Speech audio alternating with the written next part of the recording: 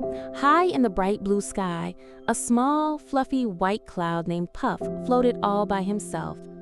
While the other clouds drifted together in big, happy groups, Puff always seemed to wander alone.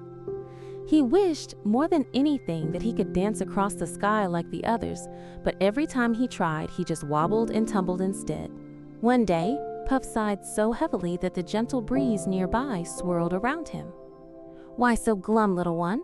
asked the wind, its voice soft and rustling. Puff explained how badly he wanted to dance, but couldn't seem to move right.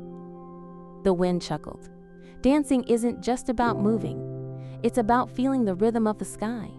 The wind began to teach Puff how to listen, to the rustling leaves far below, to the distant songs of birds, and even to the quiet hum of the sun's warmth.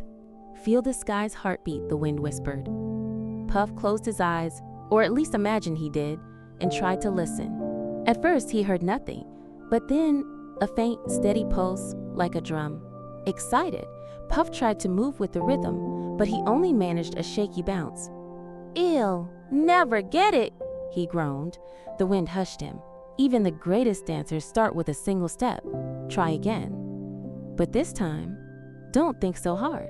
Puff took a deep breath, if clouds could breathe, and let himself sway gently, just a little. That night, the moon peeked out and smiled at Puff. "I've seen many clouds dance," she said. "The best ones don't force it.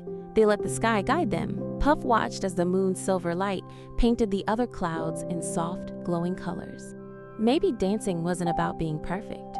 Maybe it was about being part of something bigger. The next morning, Puff met Breeze, a playful little gust who loved to zip and zoom. "Want to try spinning?" Breeze asked. Before Puff could answer, Breeze twirled around him and, oh, Puff spun too, laughing as he spiraled in the air. It wasn't graceful, but it was fun. Then a dark storm cloud rumbled nearby. "Dancing is for the strong," it boomed.